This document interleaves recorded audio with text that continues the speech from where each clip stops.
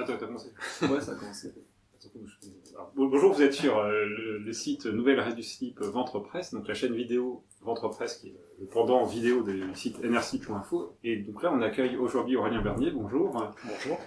Donc Aurélien, il y a un article sur toi dans la Nouvelle Rue du Slip qui est peut-être pas exactement ce dont on va parler aujourd'hui. Tu es essayiste, tu as un certain nombre d'ouvrages à ton actif depuis une douzaine d'années, une quinzaine d'années peut-être même.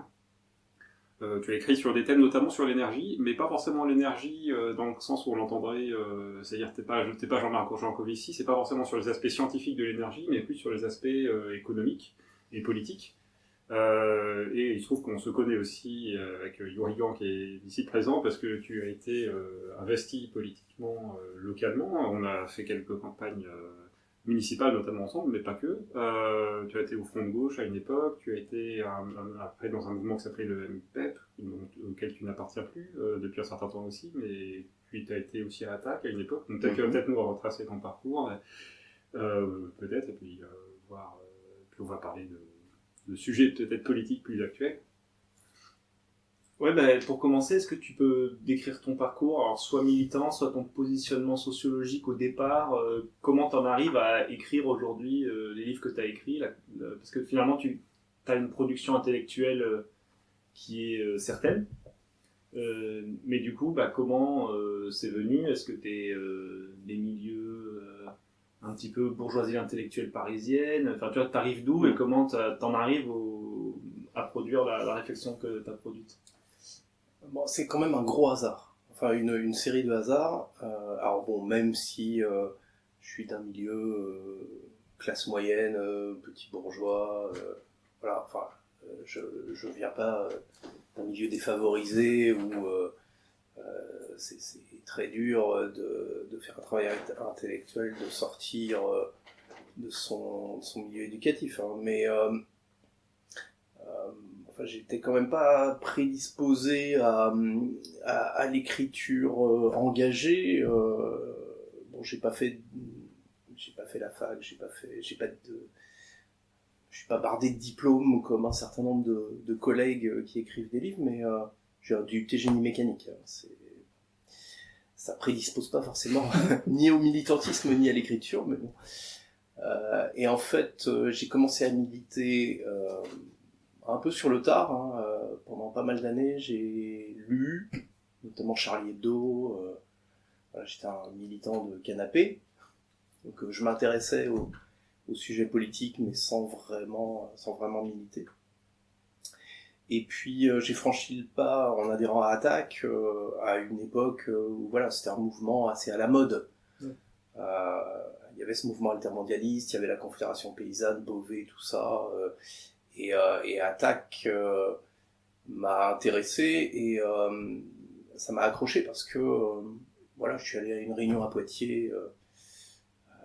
Bon, j'ai rencontré des gens qui sont toujours là d'ailleurs, notamment Dominique Leblanc, qui est un militant bien connu sur Poitiers, qui animait Attaque. Et c'était pas simplement des réunions où on avait des consignes qui venaient d'en haut et où on préparait des tracts, des trucs comme ça. On avait des gens qui avaient travaillé un certain sujet et qui présentaient des choses, et on était vraiment dans une démarche d'éducation populaire où des personnes s'étaient appropriées des sujets qui n'étaient pas évidents et les restituaient, et on essayait de construire quelque chose autour de ça. Et puis voilà, cette dynamique nationale, voire internationale de l'altermondialisme qui était assez prenante. Tant que ça marchait. Et puis il y a eu quand même des grands moments. La campagne de 2005 qu'on a menée avec Attaque, où là, voilà, on faisait un pas en direction de quelque chose de plus politique quand même. On n'était pas simplement dans la réflexion, dans l'éducation populaire. On a vraiment fait campagne. Moi, ça a été ma première campagne, le non au TCE en 2005. Et voilà, dans cette mouvance Attaque, j'ai commencé à écrire des articles, des opuscules, voilà. Et puis, bon, de fil en aiguille, il y a des articles qui sont repris par des sites, qui sont publiés. Et puis jusqu'au jour où je fais un article qui est publié dans le Diplo, dans le Monde diplomatique. Voilà, et bon. Et puis au fur et à mesure, après avoir écrit des articles, je commençais à travailler sur un sujet qui était quelque chose de nouveau à l'époque, qui était le marché du carbone. Okay. Donc voilà, on parlait beaucoup de changement climatique, c'était le début, hein. On parle toujours beaucoup, mais à l'époque c'était un peu nouveau. C'était à la fin des années 90, et voilà, on découvre qu'il y a une bourse du carbone qui a été mise en place sans que personne s'y intéresse, sans que personne ne sache, par quelques spécialistes. Excuse-moi de t'interrompre, mais du coup, tu parles tu t'es intéressé dès la fin des années 90 à ce sujet-là, c'est Ouais. ça, le marché du carbone, alors que un de tes bouquins phares sur le sujet qui s'appelle Le climat au tas de la finance, il est publié en 2008. C'est ça. C'est ça, mais donc en fait, ça revient, ouais, c'est en issu fait, d'une réflexion longue. C'est pour ça que je voulais juste ouais, quelle est la chronologie du coup. Enfin, cette naissance du marché du carbone, ça m'a quand même interpellé, et puis, bon, au bout d'un moment, à force de m'intéresser à ça et de travailler dessus, je me suis dit, bon, il y a peut-être la matière à en faire un livre. Et j'ai publié ce livre en 2008, donc ça a pris un peu de temps entre l'idée. D'ailleurs, au départ, j'avais pas forcément l'idée d'un livre, j'ai dû écrire quelques articles autour de ça.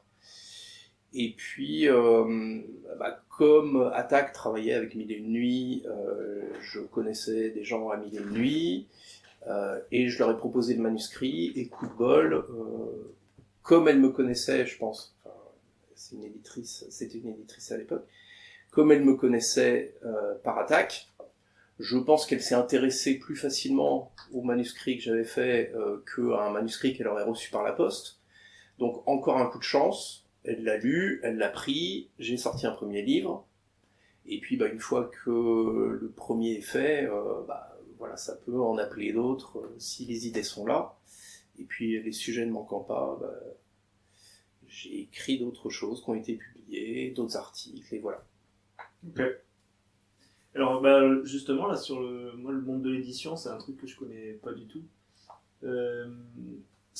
Donc tu dis un premier livre ça peut permettre d'ouvrir d'autres portes vers d'autres livres, donc ça marche comment? C'est en général tu t'écris pas sur commande, c'est des choses que toi tu as une réflexion, tu dis tiens sur ça je ferais bien un livre, tu fais le livre, tu proposes à un éditeur, ou ça arrive qu'il y ait des éditeurs qui te disent bah tiens, ce sujet, il rentre dans ton domaine, tu veux pas écrire un bouquin là-dessus ça existe, c'est ça? Ouais, ça existe. Alors, c'est variable, ça dépend. Bon, en général, la première fois, à part des universitaires qui ont fait des travaux, qui n'ont pas encore publié, mais qui ont des contacts qui leur disent bon, ça serait intéressant de faire un livre.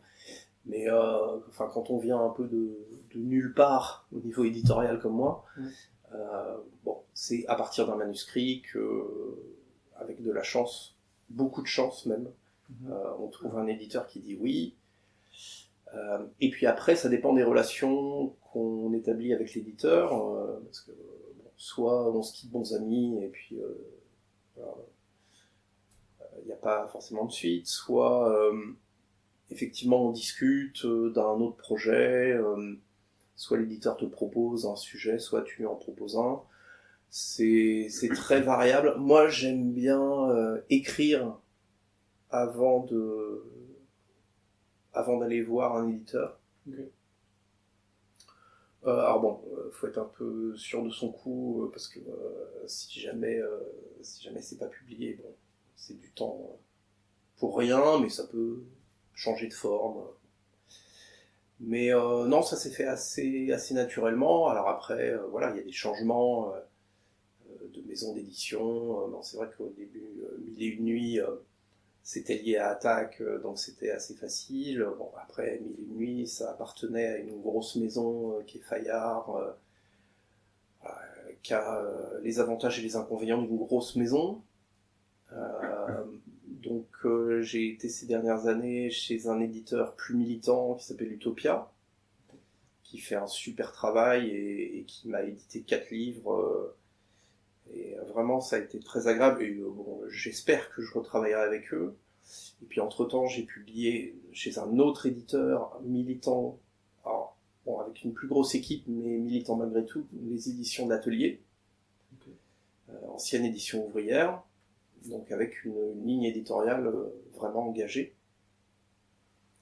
Voilà, et honnêtement, les grosses maisons, c'est un peu prestigieux, ça fait bien sur un CV, mais le fait de travailler avec des gens qui ont une ligne éditoriale et politique, c'est quand même appréciable. Ok, merci. Tu disais que finalement, c'est en étant dans ce mouvement attaque qui, à l'époque, peut-être aujourd'hui, toujours d'ailleurs, peut-être aujourd'hui aussi, mais un mouvement d'éducation populaire, finalement, tu as petit à petit eu, on va dire, pu engranger des connaissances sur un sujet qui finalement n'était pas vraiment exploré. C'est-à-dire, tu parles des marchés carbone à l'époque, en tout cas, personne n'en parlait, il n'y avait pas forcément, enfin, c'était pas a priori un sujet de recherche en sociologie ou en économie, et toi, avec ton DUT mécanique, tu arrives dans cette organisation, et petit à petit, au fil des années, tu arrives à, finalement, déjà, la question que je me pose, c'est où tu trouvais des sources d'informations, finalement, sur ce sujet-là, par exemple, et après, comment tu arrives à ce point où, finalement, tu as de quoi écrire tout un bouquin, alors que c'était un sujet dont personne ne parlait. Après, il y a un outil qui est sensationnel quand on écrit sur Internet. Alors, il faut savoir trier les conneries des choses sérieuses, mais on a accès à énormément de choses, et notamment des institutions internationales comme les Nations Unies, comme le Fonds monétaire international, la Banque mondiale, ont à peu près tout en ligne. Et donc, voilà, quand on s'intéresse au fonctionnement du marché du carbone, on peut avoir accès à toutes ces données assez facilement, et ensuite, avec un œil critique, c'est relativement facile de montrer la perversité du système.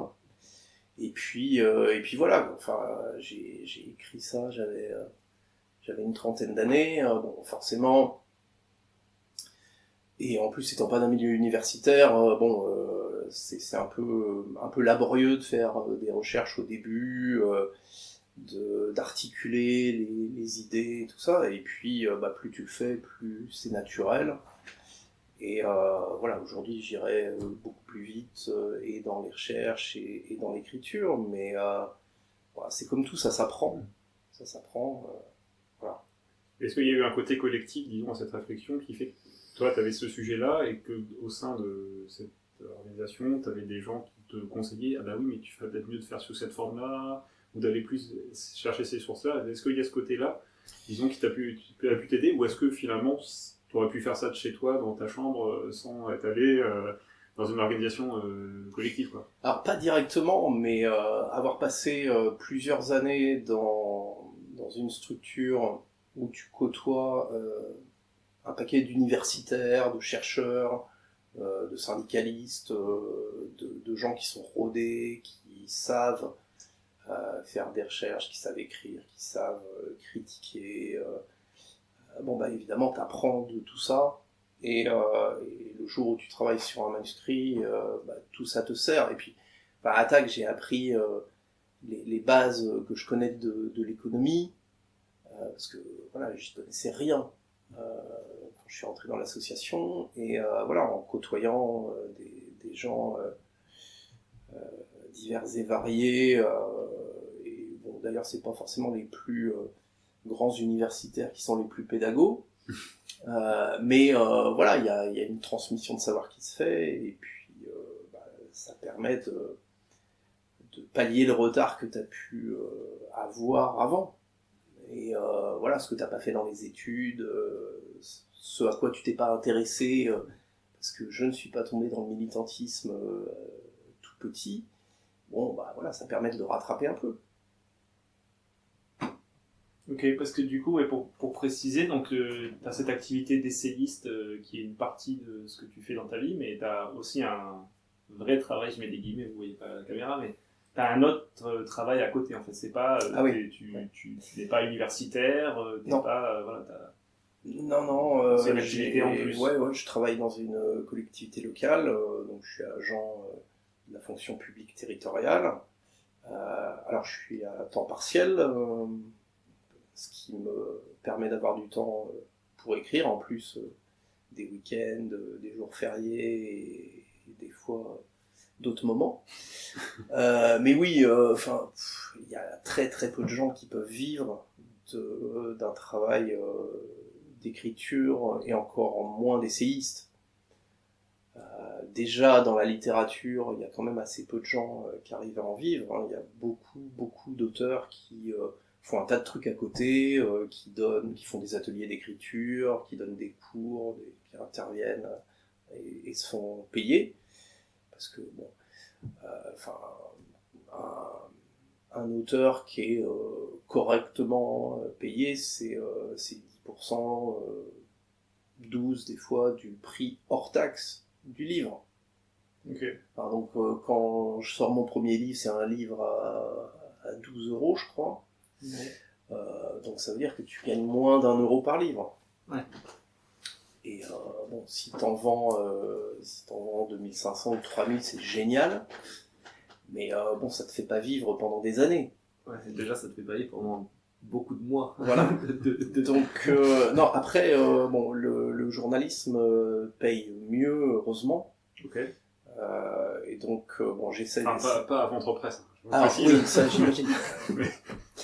Mais donc j'ai mon activité d'écriture de livres et puis j'ai une activité de journaliste qui elle est régulière et qui est rémunérée différemment et qui me permet aussi voilà, d'avoir un travail plus régulier, mensuel dans le magazine de la CGT Énergie. Okay. Plus ponctuel dans un journal comme le Monde Diplo. Mais voilà, tout ça aussi, ça permet de couvrir différents sujets, de pas être pendant 1 an ou 2 ans sur une thématique à fond, le nez dedans et pas en sortir. C'est intéressant aussi. Et puis un travail plus régulier qui permet d'être plus en prise avec l'actualité. Ok. Alors justement, au début, Thomas, tu parlais de Jean Covici. Ouais, non, et Louis, pardon. Et Louis, tu parlais de Jean Covici, qui est aussi quelqu'un qui parle beaucoup d'énergie, qui a un très grand accès aux médias. Et bon, moi, j'ai un avis sur le travail que produit ce monsieur. Sûrement, Edoui, il y en a un aussi, mais est-ce que toi, c'est des travaux que tu regardes, que tu critiques, t'as quel regard sur les productions intellectuelles de Jean Covici?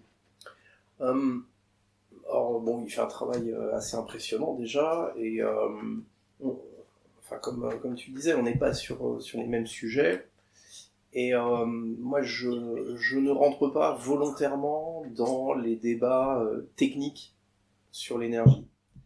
Alors c'est un choix que j'ai fait.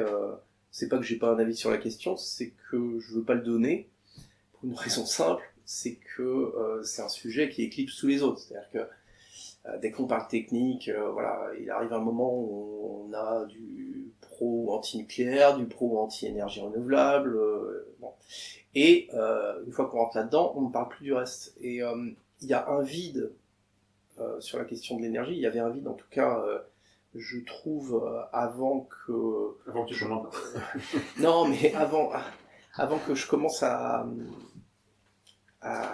travailler régulièrement dessus et à sortir un livre, c'est pas pour dire ça avait jamais été fait. C'est pour dire que tout le monde s'intéressait aux aspects techniques, aux aspects historiques sur l'énergie, mais quasiment personne, ou alors de façon très partielle, s'intéressait à la propriété. Et donc le travail que j'ai fait, c'est sur la question de la propriété, à qui appartient l'énergie, à qui appartiennent les systèmes énergétiques, comment ça s'est fait, et est-ce que c'est satisfaisant. Et donc je suis revenu sur l'histoire de la propriété de l'énergie. Okay.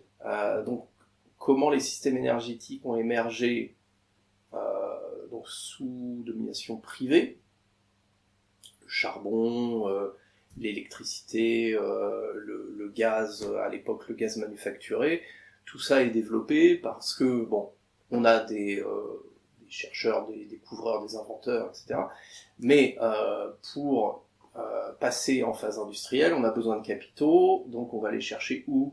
À Wall Street, à la bourse de Paris, etc. Et donc, les premiers systèmes énergétiques appartiennent à des grands groupes privés, contrôlés par des banques, par des fonds, etc.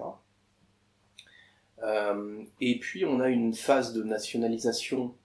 Alors, on pense aux nationalisations françaises à la fin de la guerre, de la Seconde Guerre mondiale, mais il y a eu des nationalisations avant, ailleurs. Il y en a eu après aussi. Mais en l'espace de quelques décennies, on a un mouvement de nationalisation qui est quasiment mondial. Okay.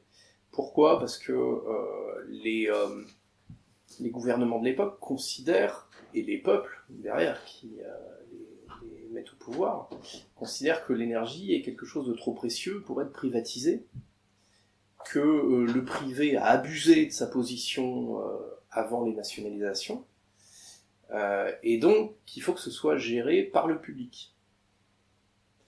Et ce qui est intéressant à expliquer, c'est qu'on est dans une phase de reprise en main par le privé de ce qui lui avait été pris par les nationalisations. Voilà. Alors, donc j'explique ce cheminement. Voilà. Bon, pour pas être parasité par les questions techniques, technologiques, j'ai mis ça de côté. Et je continue à faire ça, y compris dans le travail que je fais, j'allais dire au quotidien quasiment, mais pour la CGT et la FNME, le syndicat des mines énergie, où j'écris tous les mois dans le mensuel. Et en ce moment, notamment, on fait une série sur les différents pays européens pour aller voir ce qui se passe chez nos voisins. Voilà, je prends pas position pour des technologies particulières. J'essaye. Voilà, alors évidemment, je décris comment sont foutus les systèmes énergétiques dans les pays voisins. Mais je ne vais pas, comme Jancovici, plaider pour telle techno plutôt que pour telle autre. Voilà, après, il y a des gens qui le font, c'est très bien. Hein. Donc là, ce que tu dis, en gros, c'est que à peu près partout dans les pays, on va dire, occidentalisés ou industrialisés, il y a eu donc une émergence des systèmes de production d'énergie par le privé, via le financement de capitaux privés. Ensuite, il y a eu des vagues de nationalisation quasiment dans tous ces pays-là, à des temporalités diverses, mais à peu près la même période. Et là, aujourd'hui, dans une phase de contre-attaque du capital, on peut dire. Donc c'est quelque part, il y a on pourrait presque faire une espèce d'histoire de la lutte des classes au travers des moyens de production de l'énergie, quoi. Il y a une espèce de pouvoir contre pouvoir. C'est un endroit qui peut cristalliser ou symboliser le rapport de force en fait entre la classe ouvrière et la bourgeoisie, ou les producteurs et l'oligarchie. Enfin, alors ça dépend quelle grille on prend pour analyser, mais en gros, voilà, entre les deux tendances qui se font la guerre, voilà, au travers de la production d'énergie, quoi. Oui, et enfin, en tout cas, on peut analyser la mondialisation au travers de cette question de la propriété de l'énergie. Okay. Alors bon, la lutte des classes, d'une manière générale, j'aurais peut-être pas... Enfin, encore que, oui, d'une certaine manière. Mais ce qui est intéressant, c'est de voir à quel point cette période des nationalisations correspond à un moment historique particulier où le capitalisme a en partie perdu la main. Okay. Et ça commence avec la crise des années 30. Puisque vraiment le premier coup que prend le capitalisme, c'est le krach et la crise économique qui suit. Et puis le deuxième coup, en France en tout cas, c'est la Deuxième Guerre mondiale, avec un patronat qui a quand même largement collaboré, qui est décrédibilisé et qui ressort pas en position d'imposer sa loi, et puis une nécessité qui est la reconstruction et la remise en route de l'économie nationale, qui oblige le pouvoir politique à prendre les choses en main, et bien sûr la peur du communisme, qui pousse le pouvoir en place à un compromis social pour éviter que la France bascule à gauche et aux mains des communistes. Donc on a une politique de compromis et qui dure un certain temps, mais la parenthèse se referme. Voilà, alors bon, à la fin des années 70, au début des années 80, bon, ça prend, enfin, il n'y a pas une date butoir, oui. Ouais. Ça prend des années, il y a un peu des allers-retours. Et puis ça va pas à la même vitesse dans tous les pays. C'est pas la même chose dans tous les pays, mais on a quelque chose d'historique qui se joue à cette période-là, et le capitalisme reprend la main, mais avec une configuration qui est différente, parce qu'il y a eu des évolutions technologiques entre-temps qui lui permettent de se réorganiser à une échelle supranationale. Et voilà, là on bascule vraiment dans la mondialisation, alors qu'on peut qualifier, on peut dire néolibérale, bon, mais en fait la mondialisation est néolibérale. Je veux dire, c'est un pléonasme, on n'a pas de mondialisation qui soit déconnectée de la mondialisation du capitalisme. Et voilà, c'est d'autres phénomènes économiques qui se mettent en place, et on est en train d'en payer les conséquences aujourd'hui. Bon, même si évidemment les conséquences sociales n'ont pas tardé à se faire sentir, mais là je pense qu'on est vraiment dans le dur, avec bon, d'une part une part de plus en plus importante de la population qui s'appauvrit, des métiers pourris qu'on croyait disparus, qui revoient le jour parce que les gens ont besoin de ça pour manger. Évidemment une crise environnementale qui est terrible et de plus en plus inquiétante, dont on ne mesure pas forcément toutes les conséquences. Et puis une impuissance. Et voilà, moi c'est quelque chose qui, je vais pas dire qui m'obsède, mais dans mes travaux, c'est vraiment quelque chose qui revient en permanence. Comment on a pu devenir aussi impuissant à s'opposer à cette mondialisation néolibérale.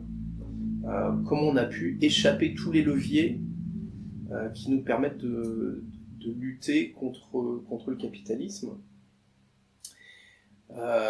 Et les conséquences aujourd'hui de cette perte de pouvoir face au pouvoir économique, on le prend en pleine figure avec la montée des nationalismes et de l'extrême droite, qui est une conséquence directe de l'abdication des politiques. Alors évidemment la droite qui a finalement abandonné le gaullisme pour faire son tournant néolibéral, la gauche qui a abandonné la lutte des classes pour faire son tournant social-démocrate, et donc voilà, il reste l'extrême droite qui, alors bon, on peut démontrer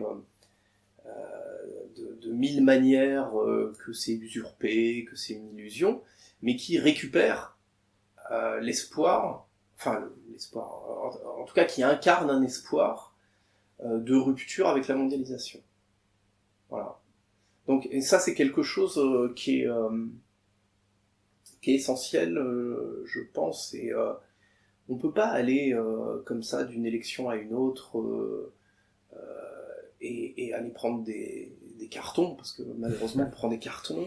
On peut pas militer dans un syndicat et prendre veste sur veste, parce que voilà, l'évolution du droit du travail, du droit tout court, c'est une suite de régressions permanentes.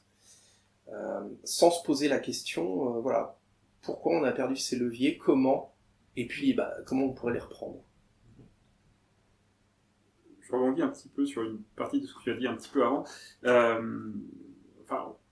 En fait, disons, tu pars d'une réflexion, si je reprends un petit peu ton parcours militant et intellectuel, tu pars d'une réflexion sur l'énergie, mais après tu t'es emparé, en tout cas dans les dernières années, de sujets plus généraux, justement. Et là, tu viens aussi de le dire plutôt dans la fin de ton développement, mais c'est-à-dire que, par exemple, si on cite les bouquins que tu as fait, tu avais fait un bouquin au milieu des années 2010 qui s'appelait La gauche radicale et c'est à vous.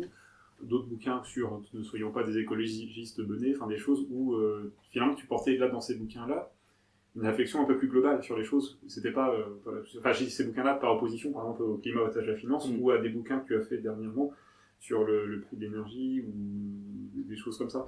Est-ce que, disons, ces réflexions plus globales et plus politiques que tu as faites, elles sont issues de tout ton travail de recherche, entre guillemets, sur je dis entre guillemets parce que t'es pas chercheur, mais de ton travail intellectuel sur les marchés carbone ou sur l'énergie, et du coup tu en arrives à une réflexion plus globale, ou est-ce que à l'inverse tu aurais fait plutôt cette spécialisation que tu as sur le côté politique de l'énergie, parce que derrière, avant tu avais, disons, un idéal politique ou des idées politiques que tu souhaitais défendre, et dans ce cadre-là, tu t'es mis à t'intéresser à ces questions. Tu vois, est-ce que dans quel sens c'est passé, quoi? Ou est-ce que c'est peut-être un peu les deux en même temps, mais... Ouais, je pense que c'est un peu les deux en même temps, c'est-à-dire que je commence à travailler sur le marché du carbone. C'était pas l'énergie d'ailleurs, c'était vraiment comment est-ce qu'on en est venu à créer un truc aussi dingue qu'une bourse du carbone en prétendant lutter contre les émissions de gaz à effet de serre. Donc c'est un micro-sujet en fait. C'est un micro-sujet, mais c'est assez emblématique parce que ça illustre la mentalité de nos dirigeants, c'est-à-dire où un truc aussi important, structurel, essentiel que la lutte contre le changement climatique, ça doit passer forcément par un mécanisme marchand. C'est-à-dire il faut donner un prix à l'environnement et il faut faire une bourse d'échange pour permettre d'échanger, en l'occurrence, des tonnes de carbone. Donc voilà, alors, c'est justement sur le marché carbone, là, tu peux expliquer vite fait quand est-ce que ça a été mis en place et est-ce que ça existe toujours et comment ça fonctionne? Oui, ça existe toujours. Ça a été mis en place, ça a été décidé à la fin des années 90, mis en place en Europe en 2005. Et le principe, c'est qu'on donne aux industriels des droits à émettre des tonnes de carbone dans l'atmosphère. Alors, des droits qui sont attribués sur la base de l'existant, c'est-à-dire plus tu pollues au départ, plus on te délivre de droits. Et ensuite, on crée une bourse où les industriels qui auraient trop de droits vont pouvoir les vendre, et ceux qui n'en auraient pas assez vont pouvoir en acheter. Tout ça en considérant que c'est le prix du carbone qui va déterminer les investissements dans les technologies de dépollution, et ces investissements vont aller là où ils sont les plus efficaces. Parce que c'est connu, c'est le marché qui est le plus efficace pour déterminer l'optimum économique. Donc, en fait, plutôt que de réguler et de dire aux entreprises, voilà, vous émettiez tant, maintenant on va vous baisser de 5% tous les ans, et vous allez investir pour limiter les émissions. Non, on crée un système qu'ils connaissent parfaitement, un système boursier, et puis qui va se révéler totalement inefficace parce que au bout de quelques années, le prix du carbone s'effondre parce qu'on s'est aperçu qu'on a distribué trop de droits, parce que les industriels ont gonflé leurs besoins, etc. Enfin bon, un truc tout à fait banal. C'est-à-dire, les industriels ont fait pression pour avoir ce qu'ils voulaient, les États ont cédé, comme en plus il y avait un chantage aux délocalisations, ça a aidé, et puis finalement le système fonctionne pas. Mais on continue. Et on continue en réformant. Voilà, et en fait il s'est passé exactement la même chose avec la crise des subprimes, quand on a eu la pire crise, avant le Covid, hein, mais la pire crise est d'abord financière et puis économique de ces derniers temps. Bon, bah voilà, on avait un système spéculatif particulièrement pourri, ça nous a pété au nez, et on a fait 2-3 réformes cosmétiques, et on a continué jusqu'à la prochaine. Bon, bah là, le marché du carbone, c'est pareil. Mais tout de suite, ce micro-sujet qu'est le marché du carbone, ça révèle quelque chose. Bon, d'abord, ça révèle que on est pris dans une logique marchande qui fait que c'est ce type de solution qu'on va privilégier, que les États se considèrent incapables d'imposer quoi que ce soit de sérieux aux entreprises, et que ces entreprises utilisent le chantage aux délocalisations pour obtenir ce qu'elles veulent. Pourquoi est-ce qu'elles peuvent faire du chantage aux délocalisations ? Parce qu'on a dérégulé les mouvements de capitaux et de marchandises. Et donc là, on remonte aux sources de la mondialisation néolibérale, c'est-à-dire le fait de supprimer toutes les régulations nationales, enfin un maximum de régulations nationales, aux mouvements de capitaux et de marchandises. Voilà, et donc, de ce micro-sujet marché du carbone, on peut en venir facilement aux grandes questions de la mondialisation et de l'Union européenne, puisque c'est l'Union européenne qui met en place le marché du carbone, parce que évidemment elle trouve que il faut pas réguler, les États doivent pas réguler, d'ailleurs c'est interdit dans les traités européens, et que donc il faut que ce soit le marché qui régule à la place des États. Voilà, et donc si on déroule le fil, je veux dire, ça s'arrête jamais. À partir de ce marché du carbone, on peut dérouler le fil des politiques internationales de lutte contre le changement climatique, donc des rapports de force entre États, on peut tirer le fil des politiques européennes, des politiques de libre-échange. Voilà, donc c'était un bon premier sujet en fait, qu'on a amené plein d'autres. Et tu parlais d'un autre livre, La gauche radicale et ses tabous. Effectivement, j'ai essayé d'écrire sur les raisons qu'ont poussé la gauche à abandonner un certain nombre de positions politiques, et notamment des positions contre le libre-échange, mais des vraies positions, pas juste dire le libre-échange c'est mal, mais dire il faut réguler les marchandises et les capitaux, donc il faut du protectionnisme. Voilà. De la même manière, la gauche est passée d'un discours très anti-construction européenne, par un discours anti-européen, mais bien anti-construction européenne, cette construction européenne-là. Elle est passée de ce discours très critique à un discours on va faire une autre Europe. Donc on a quelque chose qui évolue, et j'ai essayé d'expliquer pourquoi ça évoluait. Et bon, dans ce livre, j'explique, alors c'est pas forcément la seule explication, il y a des questions électorales, il y a des questions, il y a des débats intellectuels, mais voilà, à une époque on pouvait dire la construction européenne, le marché commun, il faudrait en sortir. Voilà, le Parti communiste disait ça à une époque. Bon, aujourd'hui, que le sujet a été préempté, enfin aujourd'hui, c'est même plus aujourd'hui, mais à partir du moment où le sujet a été préempté par l'extrême droite, ça devenait extrêmement difficile pour la gauche de tenir un discours qui ressemblait à celui de l'extrême droite.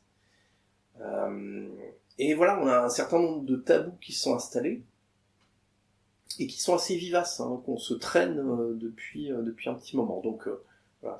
Ouais, et justement sur cette question de l'Union européenne, de la construction de cette union-là qu'on vit aujourd'hui, en fait, même aujourd'hui, le RN, au final, en fait, ils ont réussi à rendre la position de la gauche qui était contre cette Union européenne-là, et qui disait, bah, le mieux c'est limite de tout casser et puis d'en faire une nouvelle avec les pays qui seront OK pour faire construire autre chose, une alternative à cette union, pour créer un projet européen différent, qui était une position, il me semble, qui avait été tenue pendant un certain temps. Et puis, comme l'extrême droite a dit « Ah, mais nous, on est contre l'union », du coup, les partis de gauche, ils ont dit « On peut pas tenir la même position que la droite », donc que l'extrême droite, ils se sont perdus. Et au final, aujourd'hui, le RN, ils sont même plus vraiment eurosceptiques.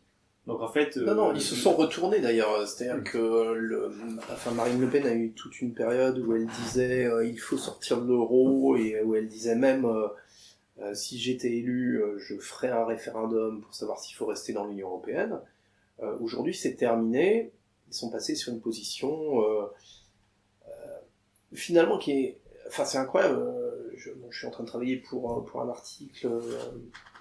futur sur la période des années 60 et sur le gaullisme. Ce que dit le RN aujourd'hui, c'est la position gaulliste de l'époque. C'est-à-dire, oui, à une construction européenne, mais une Europe des nations. Bon. Mais c'est assez inquiétant parce que ça veut dire que l'extrême droite, les partis d'extrême droite en Europe se sentent assez forts aujourd'hui pour penser, et sans doute à raison, qu'ils pourraient arriver au pouvoir en Europe dans suffisamment d'États et peut-être en force au Parlement européen pour finalement pouvoir avoir vraiment cette Europe des nations. La faire, mais la faire à leur sauce. Alors bon, c'est très compliqué. En fait, ce serait un genre d'international d'extrême droite, en fait. Finalement. Ça serait une espèce d'international d'extrême droite, de droite radicale, de nationaliste.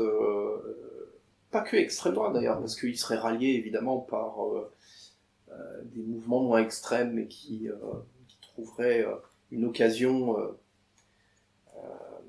de se rattacher.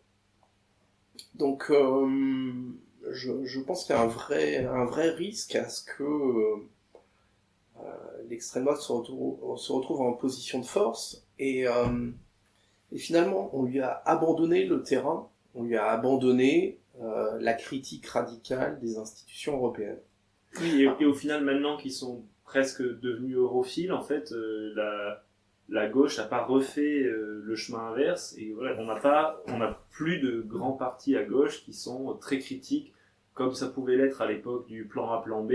Ces discours-là, le plan A, plan B de la France insoumise. De la France insoumise, oui, qui s'est totalement disparu. Enfin, aujourd'hui, on a l'impression qu'à gauche, si on vote pour n'importe quel parti, ils sont plutôt europhiles. Alors, pour les partis qui vont faire plus de 3-4%, hein, bien sûr, je connais pas par cœur les positions de LO et du NPA là-dessus, mais... Elles sont pas fondamentalement différentes. Non. Non, il y a effectivement un problème, un gros souci, un éléphant dans le salon, comme on dit des fois, avec ces questions européennes.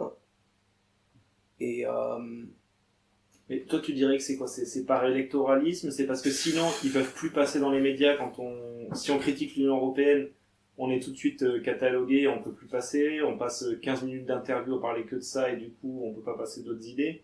C'est que c'est pas assez vendeur et donc c'est plus porté comme discours parce que ça rapporte pas de voix. C'est quoi le... Il y a un peu de tout ça. Il y a le fait que les questions européennes barbent un peu tout le monde. Alors, je parle même pas des questions monétaires européennes. La question de l'euro, personne n'y comprend. Enfin, pas grand monde y comprend quelque chose. Et surtout, c'est extrêmement compliqué. C'est extrêmement compliqué d'adopter une position cohérente sur les questions européennes. Voilà. Moi, je considère que l'Union européenne, telle qu'elle est, pas telle qu'on voudrait qu'elle soit, ou pas telle qu'on peut la rêver, telle qu'elle est, c'est une saloperie. Et le fait de continuer à participer à ça, quelque part, être membre de l'Union européenne, c'est cautionner ce que l'Union européenne a fait à la Grèce. Oui, complètement. C'est cautionner ce que l'Union européenne fait quand elle signe des accords de libre-échange avec différents pays. Quand elle exporte ses surplus en Afrique et qu'elle ruine des économies agricoles, on participe à ça, on finance ces politiques-là. Donc voilà, moi je serais dans l'absolu favorable à sortir de cette institution compte tenu des politiques qu'elle mène. Et il y a plein de formes de coopération qu'on peut imaginer, il y a plein de... Alors des coopérations bilatérales, régionales, on peut imaginer tout un tas de choses. Il y a des choses qui ont été inventées, qui existent toujours d'ailleurs, des coopérations internationales. Les pays nordiques par exemple, ils ont une instance de coopération. Le Benelux, c'est une instance de coopération, ça a été même créé avant l'Union européenne, avant la communauté économique européenne. Donc voilà, le problème de la sortie intellectuellement, moi c'est pas quelque chose qui m'inquiète, et au contraire, je pense qu'il faudrait défendre cette ligne politique. Maintenant, le fait est que électoralement, c'est un coup à se planter. Enfin, personne a suffisamment introduit cette idée, a suffisamment travaillé sur le long terme pour que cette idée puisse, dans les mois ou les années qui viennent, devenir majoritaire. On aurait pu le faire. Quand on a gagné le non au TCE, en 2005, ouais. En 2005, on aurait pu faire ce travail, qui aurait pris sans doute des années. Ça aurait été compliqué, etc. On se serait pris évidemment les médias, les partis dominants, mais on aurait pu sans doute convaincre que la gauche, une gauche au pouvoir, avait intérêt à sortir de l'Union européenne et que les peuples européens avaient intérêt à sortir pour reconstruire autre chose. Bon, aujourd'hui, on a loupé cette opportunité. Voilà, faire campagne sur une sortie de l'Union européenne comme ça, de but en blanc, ça aurait pas forcément de sens. Par contre, voilà, faire ce travail pour montrer qu'il y a d'autres futurs possibles en dehors de l'Union européenne, ça il faut pas l'abandonner. Maintenant, qu'est-ce qu'on fait ? Qu'est-ce qu'on ferait si demain la gauche était au pouvoir et qu'elle se trouvait face à l'Union européenne ? C'est-à-dire que si on voulait gouverner, par exemple, renationaliser un certain nombre d'activités qui ont été privatisées, reconstruire des services publics alors que l'Union européenne veut les ouvrir à la concurrence, le ferroviaire par exemple, l'énergie. Bon, évidemment, toutes les lois que la gauche préparerait en ce sens seraient annulées, même pas par la Cour de justice européenne, mais par les cours françaises. Parce que les cours françaises ont intégré la primauté du droit européen sur les lois nationales. Donc, on a besoin de répondre à ça. Et on n'a aucune organisation politique qui le fait aujourd'hui. C'est-à-dire que c'est même pas une question de on nationalise, on paiera une amende en fait. C'est que la nationalisation ne pourra pas être légiférée, enfin rendue légale par décret parce que... Une loi de nationalisation du ferroviaire par exemple qui dirait on arrête la concurrence, tout redevient 100% public. Avec une seule SNCF, même pas deux pour le réseau et machin quoi, ouais, ok. On revient à la situation d'avant. Une loi comme ça est annulée par le Conseil d'État. Ouais, c'est ça. Immédiatement. Ouais, donc ça demande une réforme constitutionnelle profonde. Une loi de contrôle des capitaux est annulée par le Conseil d'État immédiatement. Il y a des procédures de référé qui permettent d'aller très vite et de suspendre l'application d'une loi en attendant qu'elle soit définitivement annulée. Et des lois de ce type le seront, forcément. Juridiquement, ça fait pas un pli. Donc j'explique ça dans un article qui va sortir très bientôt dans le Monde Diplo. À tous les coups, on perd. Et quelque part, tu as fait un peu l'exercice, je sais pas si tu avais lu, dans un des bouquins de Lordon, il fait un peu cet exercice de pensée de si Mélenchon est au pouvoir, donc lui plus d'un côté pas forcément législatif, mais c'était la réaction du capital versus Ouais. un pouvoir un peu progressiste. Donc là, tu fais cet exercice, toi, vraiment sur le côté légal, Oui. les outils législatifs Ouais. qu'a mis en place la bourgeoisie pour, en fait, quelque part, éviter que si jamais un jour il y a un pouvoir progressiste de gauche qui arrive au pouvoir, mais en fait, ils sont niqués parce que la loi est ainsi faite qu'ils pourront rien faire, quoi. Oui, aujourd'hui, l'ordre juridique est verrouillé, c'est-à-dire que tout ce qui sort du Parlement doit être conforme au droit européen. Donc, ça ne veut pas dire que on ne peut pas nationaliser EDF. D'ailleurs, le gouvernement l'a fait, là. La petite partie d'EDF qui était en bourse, ils l'ont racheté, EDF est 100% public. Mais EDF ne peut pas être en situation de monopole. La SNCF ne peut pas être en situation de monopole. Oui. Parce qu'on a une directive européenne qui dit on doit ouvrir à la concurrence. Voilà, alors c'est encore plus net sur le contrôle des capitaux et des marchandises qui est interdit, strictement interdit dans les traités européens.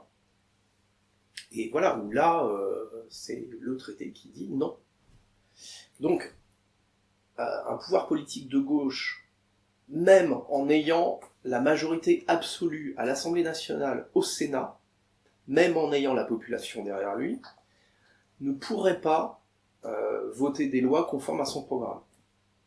Donc ça veut dire qu'il faut faire quelque chose. Et le quelque chose, c'est un changement juridique qui rende ces lois possibles.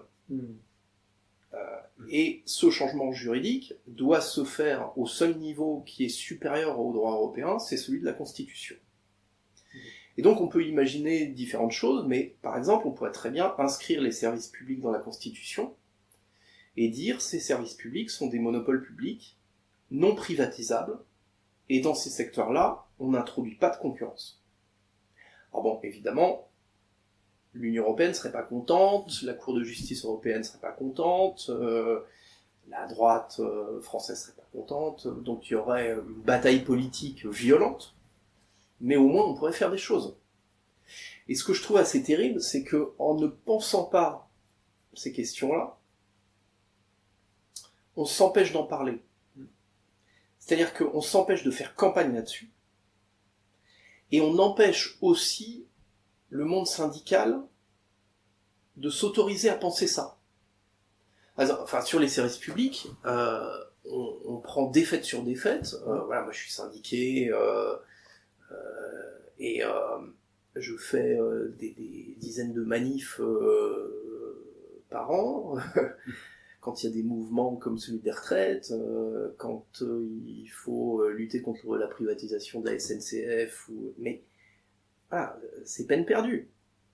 Parce que on a, comme au niveau politique, on n'a aucune idée de débouchés qui permettent d'aller contre les institutions européennes, finalement on réclame rien. On dit on veut garder les services publics. Oui, mais il y a une directive européenne qui s'impose à nous et qui s'impose en droit. Donc, la droite a beau jeu de dire on est obligé, le Parti socialiste a beau jeu de dire oui, on aimerait bien mais on peut pas, c'est l'Europe. Voilà, et on se prend tôle sur tôle. Et je pense que si on arrive à donner une perspective, même voilà, si il s'agit pas de dire on sort de l'Union européenne et tout va s'arranger, mais de trouver une perspective juridique qui permette de dire, voilà, si on est au pouvoir, on va arrêter les conneries et on va mettre un coup d'arrêt à la libéralisation en faisant les changements juridiques qu'il faut pour que ce soit légal. Un mouvement politique qui aujourd'hui dirait ça, je pense déverrouillerait un paquet de choses dans les mobilisations, y compris syndicales. Parce que si, au niveau syndical, on sait que on peut renationaliser à 100% le rail, à condition de faire un changement dans la Constitution, et des changements dans la Constitution, on en a quand même fait un paquet, on peut bien en faire un de plus. Là, c'est pas pareil. Et le faire, alors, en créant évidemment une crise au niveau des institutions européennes, mais sans non plus sortir de ces institutions. Donc c'est aussi une position qui crée pas, un rapport de force. Oui, mais qui est pas non plus casse-gueule, quoi, on va dire. Politiquement, ça se défend. Mais c'est vrai que vraiment, là-dessus, j'avais une petite anecdote, parce que bon, comme en France, il n'y a pas de bon mouvement politique qui porte ça, je suis allé voir en Belgique ce qui se fait. Donc il y a le Parti du Travail belge, donc je suis allé à la fête de l'UMA Manifesta, enfin l'équivalent de la fête de l'UMA qui est la Manifesta, il y a un reportage sur Contre-Presse à venir.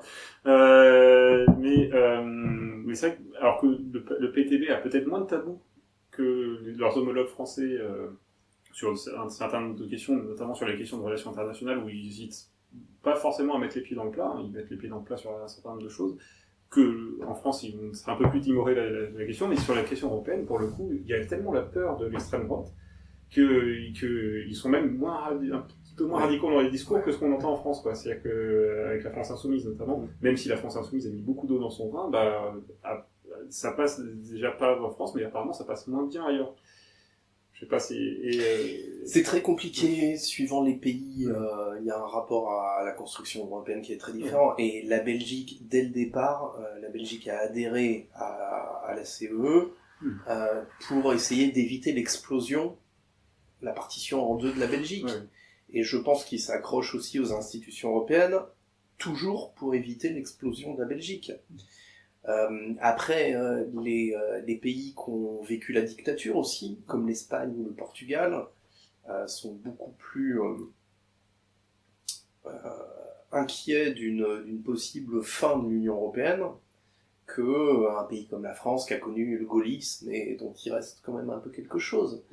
Donc chacun fait avec son histoire, mais par contre, il y a des mouvements politiques dans tous les pays européens qui ont une analyse de classe, qui affirme que l'Union européenne est une construction de classe et qu'il faut en sortir pour mener des politiques de classe diamétralement opposées. Et alors, du coup, par rapport à ce positionnement politique qui est le tien, je trouve qu'il y a quelque chose qui peut être original, mais comment dire, tu défends des idées, on va dire plutôt, eurosceptiques. Je sais pas si, je veux pas forcément qu'on arc-boute sur un terme précis, mais en tout cas, une critique de l'Union européenne, disons, franche, disons.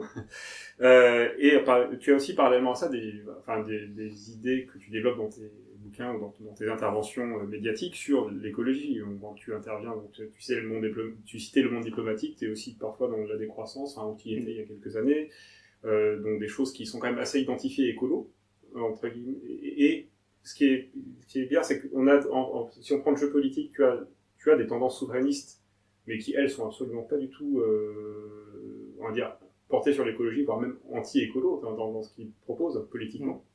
Que ce soit, tu parles des gaullistes, alors, éventuellement de ce qui pourrait, entre guillemets, rester de gaullistes dans la gauche pas aussi. Grand-chose. Non, mais les souverainistes de gauche sont très productivistes, d'un côté, et de l'autre côté, tu as tout le mouvement écolo français officiel, en tout cas.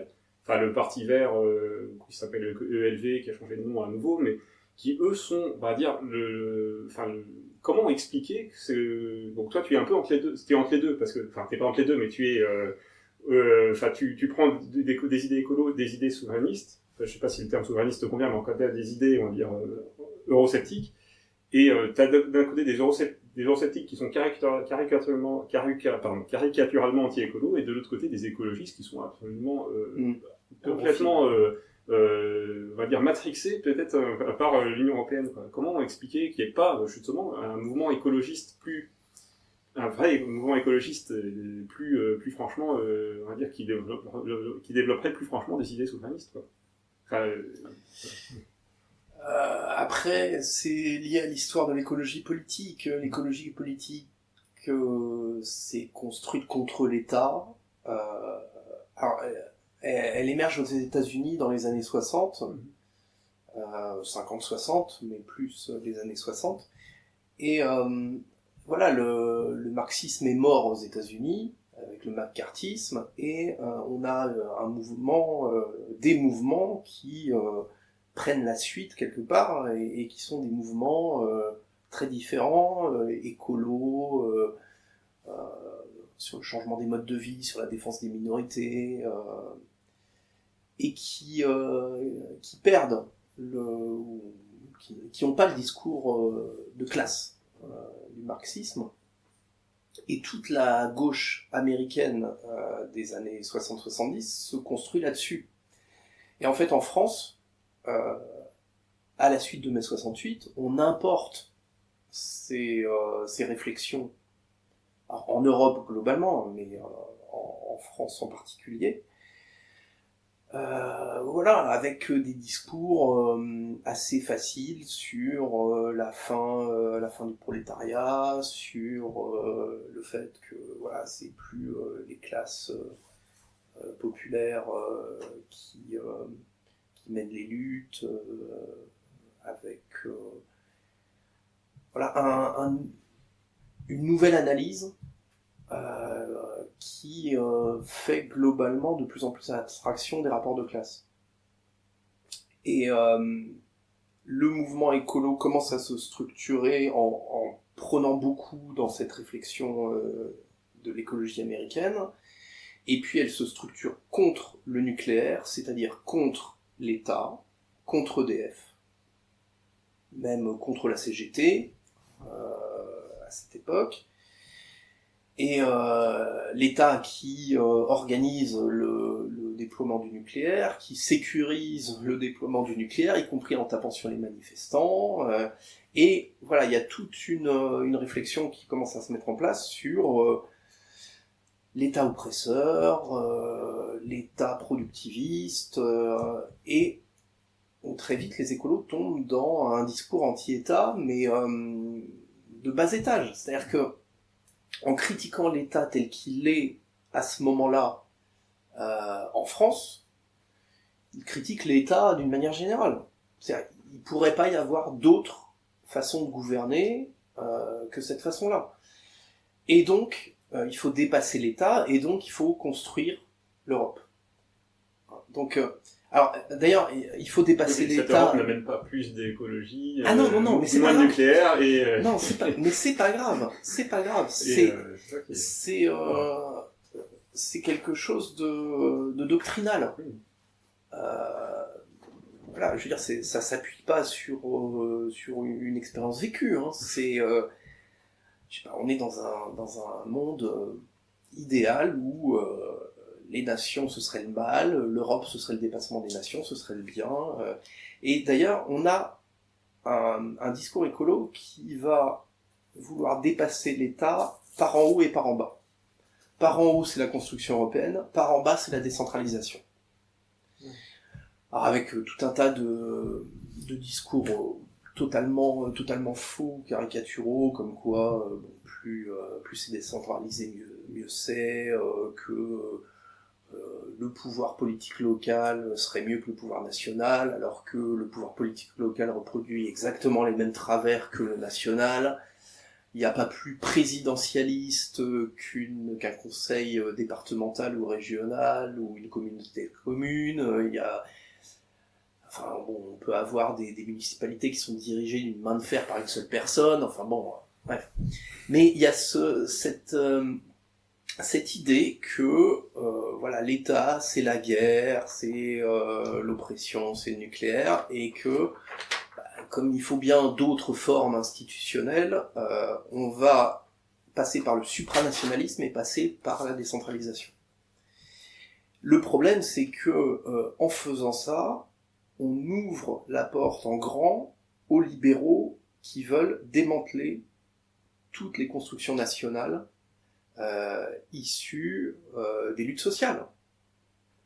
La sécurité sociale, les grands services publics, la régulation de l'économie par l'État. Les prix, il y avait tout un tas de prix. On ne va pas rentrer dans le détail, mais des prix sur certaines marchandises élémentaires. C'est des choses qui existaient. C'est pas des services publics, ça ne demande pas de tout nationaliser, de tout collectiviser, mais c'était des décrets qui disaient que le prix du pain était fixé par décret, et puis ça protégeait un petit peu on va dire les gens qui... Oui, il y avait une vraie régulation, et puis voilà, des acquis, on avait eu des luttes nationales qui avaient débouché sur des acquis nationaux, et en fait, en diabolisant l'État, alors voilà, vous avez même des gens qui expliquent qu'on pourrait avoir des systèmes de sécurité sociale locaux, régionaux ou infrarégionaux, Quelle bonne idée. que l'énergie ou les transports, ça pourrait s'organiser localement sans qu'on ait besoin de l'État. L'Europe des régions, c'est le grand délire de l'Europe des régions, quoi. Il y a ça. Alors bon, même si après l'Europe des régions, bon finalement, enfin il y a, c'est pas tellement, c'est pas si défendu que ça. C'est une tendance parmi d'autres où effectivement l'Union européenne va traiter directement avec des grandes régions, ce qui permet de court-circuiter, donc d'affaiblir les États. Mais en tout cas dans cette pensée écolo, vraiment telle qu'elle se structure, avec Dumont, avec des grands penseurs de l'écologie, on a un discours anti-État qui s'installe et qu'il est très difficile de déconstruire. En tout cas, enfin, on a l'impression que les écologistes abandonneront jamais ce positionnement. Et on a des mouvements souverainistes qui connaissent rien à l'écologie et qui n'ont rien à foutre, pour la plupart.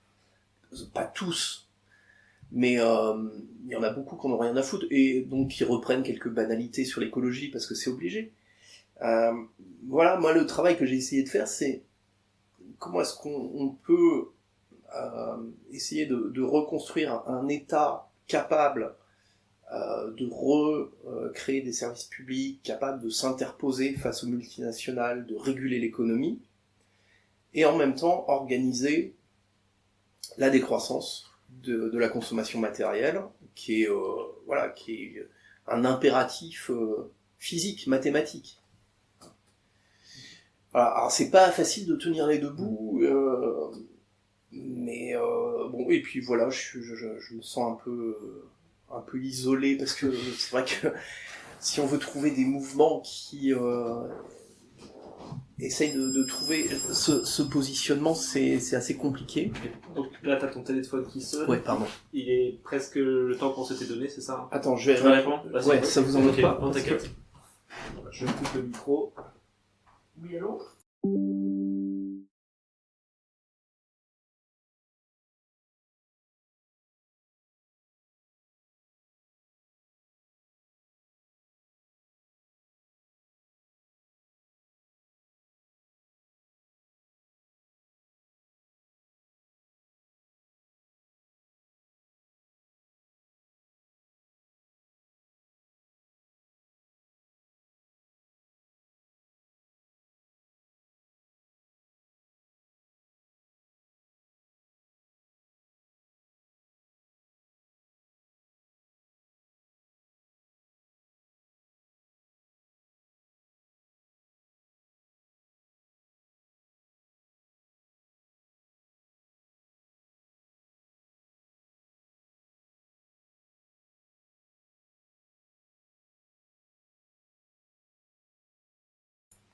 Ok, donc Aurélien est de retour après ce petit intermède.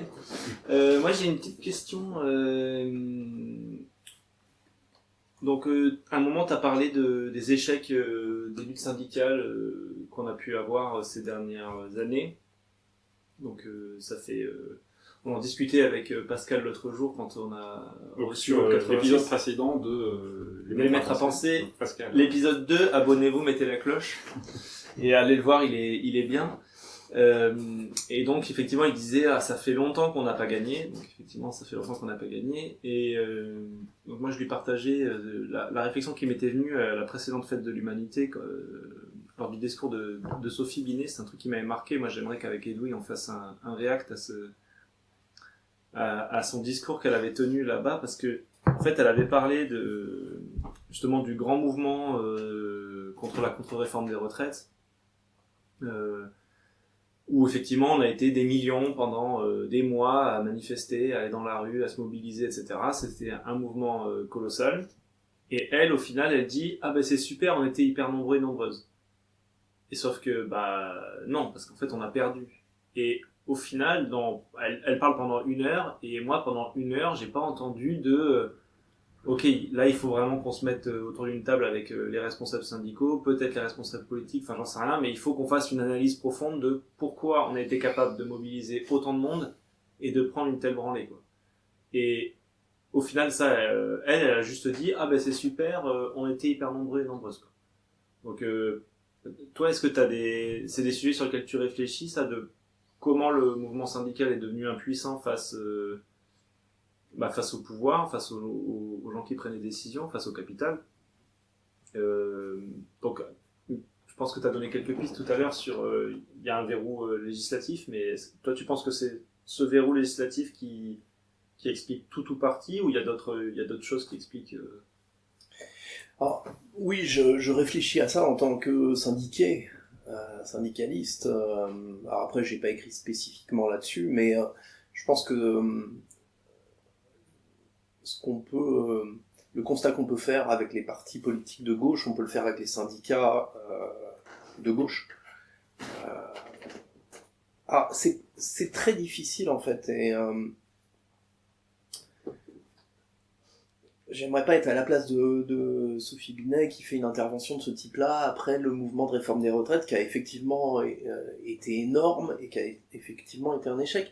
Qu'est-ce qu'on dit ? On dit bon bah voilà, c'est un échec et on n'est plus capable de gagner, ou est-ce qu'on dit bah il y avait énormément de monde, ça montre qu'on peut mobiliser. Bon, c'est très compliqué, mais cette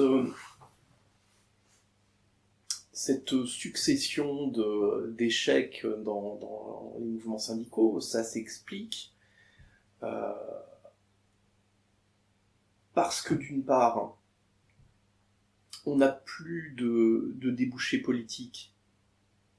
Je veux dire, bon, il y a une époque où on avait une gauche clairement anticapitaliste qui tenait un discours, qui était un discours d'opposition face à la droite, disant voilà, nous au pouvoir, on va tordre le bras du capital et on va mettre en place le socialisme, le communisme. Voilà, aujourd'hui, on a une gauche qui pèse 30%, en comptant large, très large, en prenant l'étiquette de la télé, quoi. La gauche telle qu'on l'a aux soirées électorales, c'est-à-dire avec la social-démocratie. Et avec les écolos, donc les écolos, c'est la social-démocratie. Oui, Europe Écologie, c'est le nouveau parti socialiste. Oui, ce que je veux dire, c'est la même famille. On est d'accord, ce que je veux dire, c'est avec cette gauche où on a parlé depuis le début, qui a fait tout un tas de renoncements. Oui, et puis les 30%, ça inclut ça. Ouais, et qui, je pense, est vraiment convaincu que le libéralisme économique est indépassable. Et donc même avec ça, on fait que 30%. Donc, voilà, ça veut dire que la gauche de gauche, voilà, c'est 20%, 25, 15, ça dépend des fois. Ça sera sans doute moins aux élections européennes qui viennent. Donc, bon, il n'y a pas ce débouché politique, et on a un paysage qui est complètement verrouillé, c'est-à-dire que d'un point de vue juridique, on est cadenassé par le droit européen et par les accords internationaux de libre-échange, mais bon, premier niveau, c'est quand même le droit européen. Et au niveau économique, on a des multinationales qui ont le pouvoir de dire voilà, moi j'ai investi du pognon en France, je peux le retirer du jour au lendemain pour aller investir à Abu Dhabi ou à Taïwan. Donc si jamais il y a trop de grèves, si jamais il y a trop de revendications, on ferme, on retire nos capitaux, on délocalise, tout ce qu'on veut.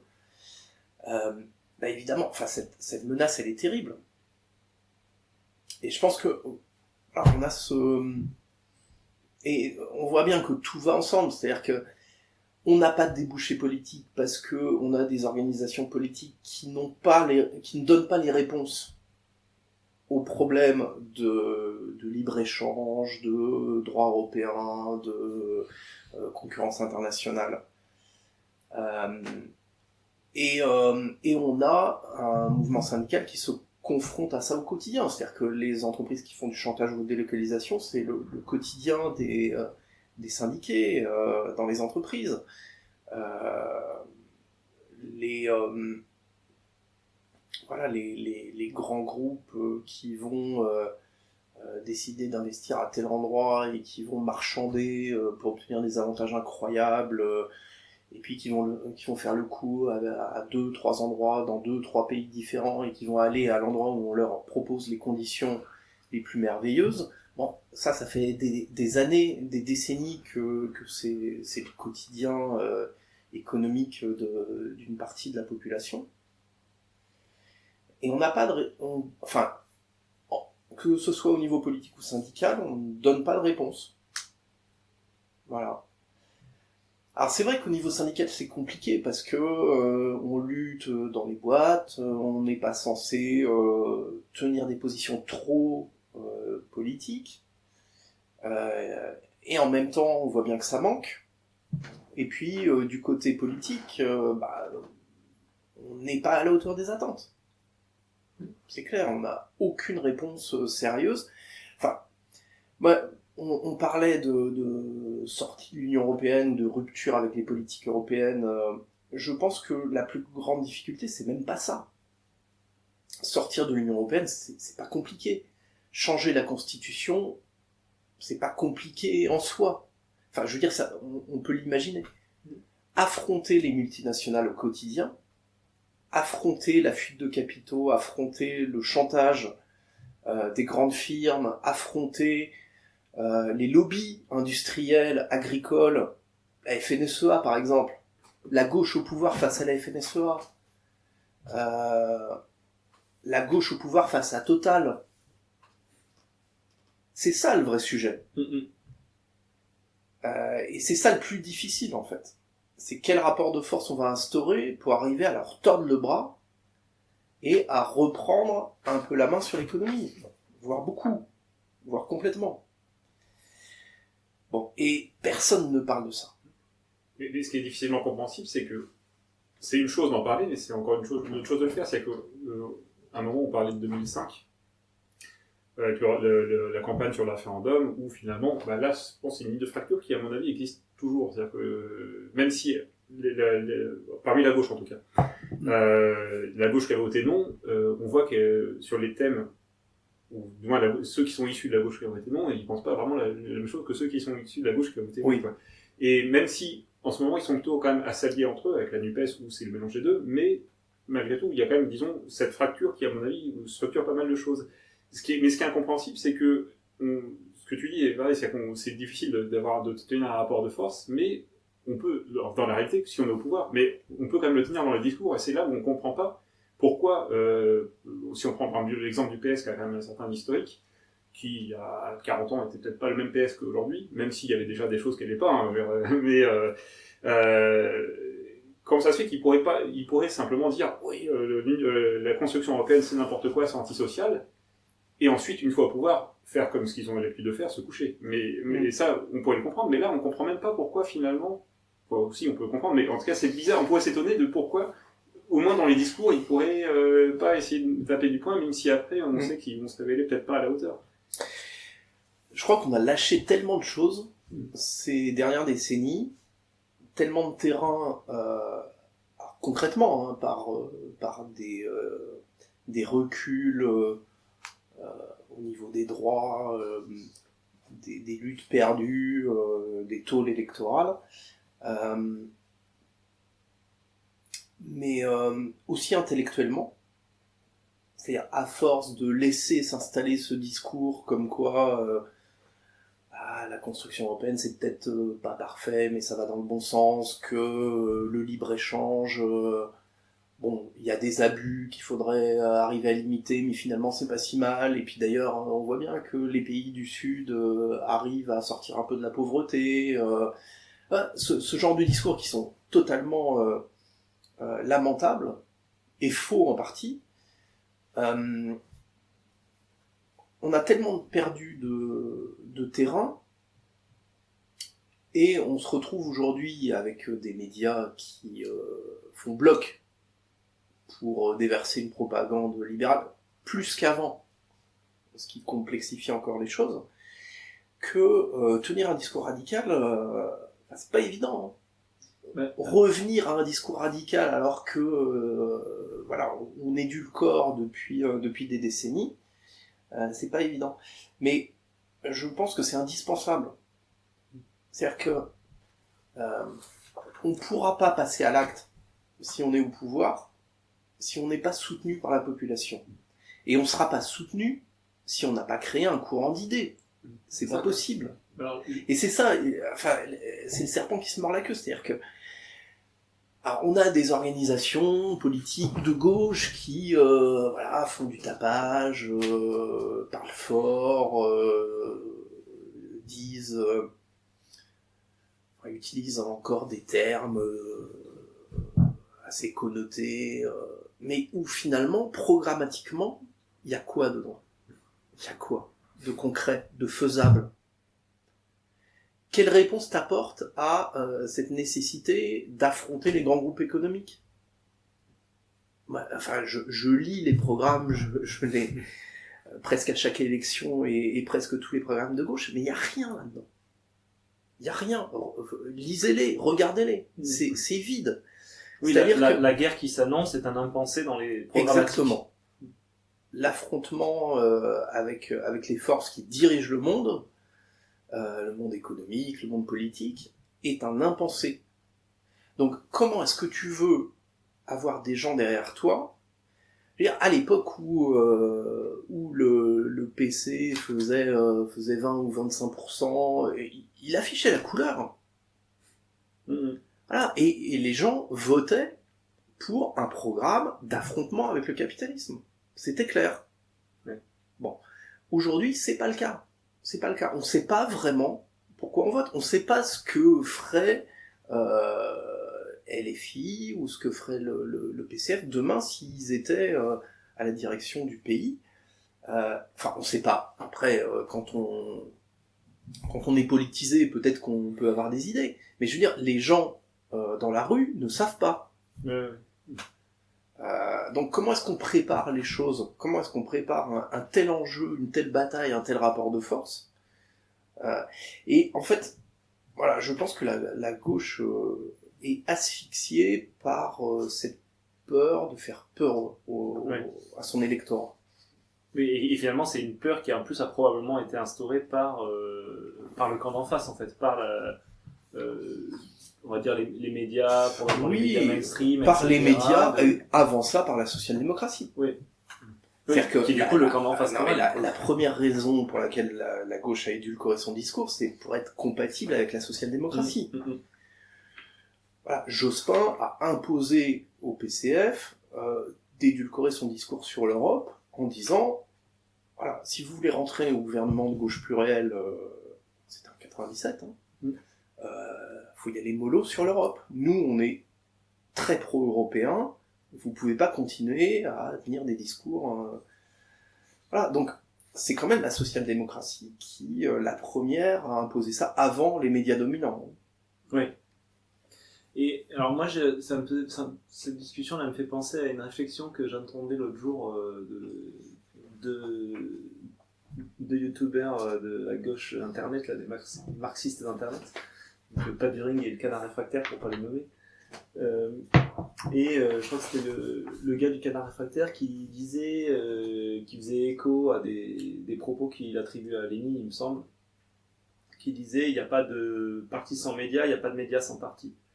Et eux, du coup, là, ils sont sur des réflexions de... voilà, eux, ils voient leur engagement... le Canard réfractaire, ils ont aujourd'hui dans l'équipe de médias, ils sont une vingtaine à bosser dans leur groupe à Guingamp, là. Et donc eux, en gros, ils voient leur mission de journaliste comme une mission militante.